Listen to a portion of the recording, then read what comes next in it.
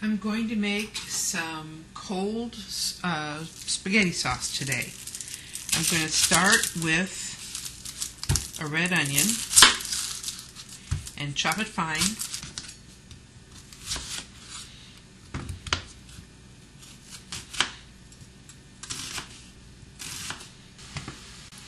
And I'm going to put the onions in this ceramic bowl.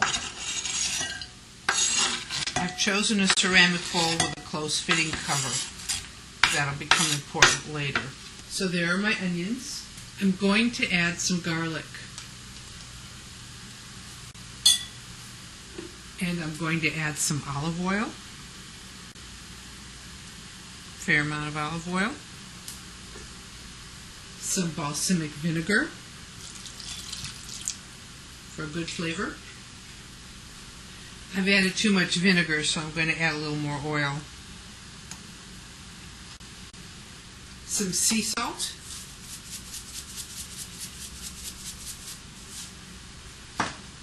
Some pepper.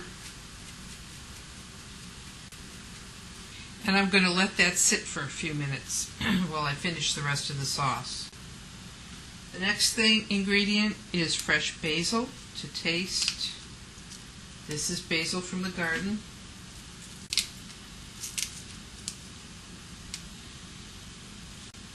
This is a wonderful, easy dish, and it is so delicious you won't even believe it.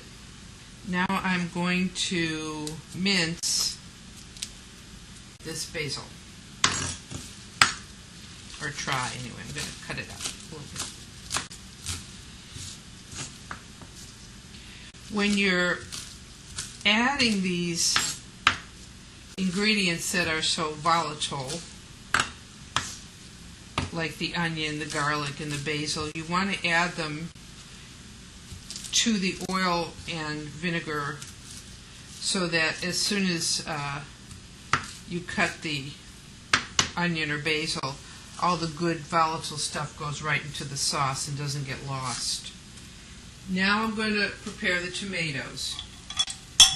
I'm going to blanch tomatoes. This is a pot of boiling water. I'm going to add the tomato.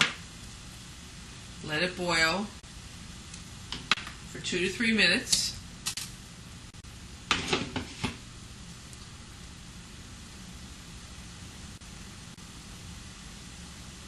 The reason you blanch the tomatoes is that so they can be skinned very easily. They cook just a little bit.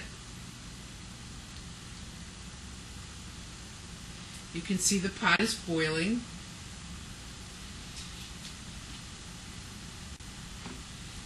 You can only do a few at a time. Once the tomatoes have been in the pot for about a minute or two,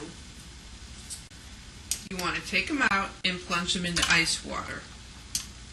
This is to stop them from cooking and to cause the skin to separate more easily from the fruit.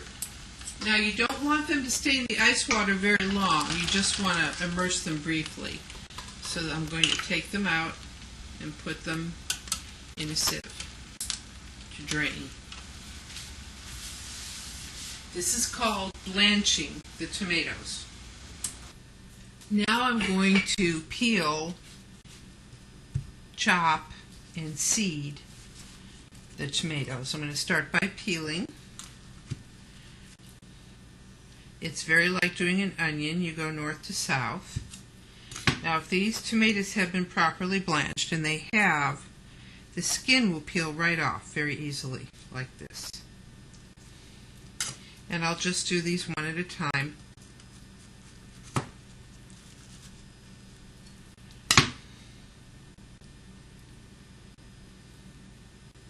The skin pulls right off.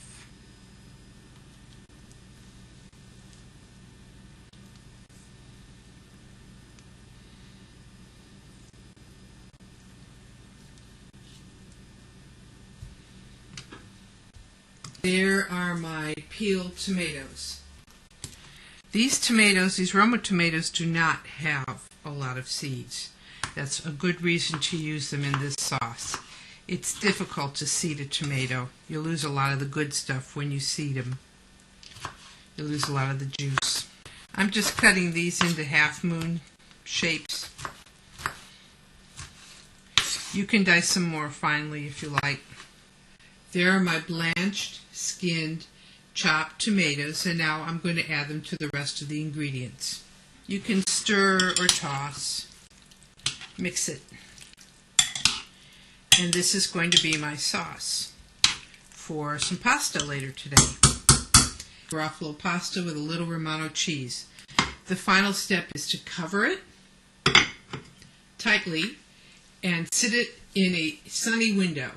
Now, I like to sit it out on the patio table because it's going to marinate more quickly that way.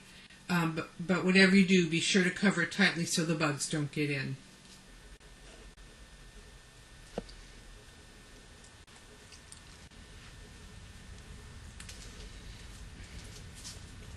And here's my covered dish. And the sauce will marinate in that dish all day. It needs at least 2 hours. This is going to be outside for 5 to 6 hours. That's it.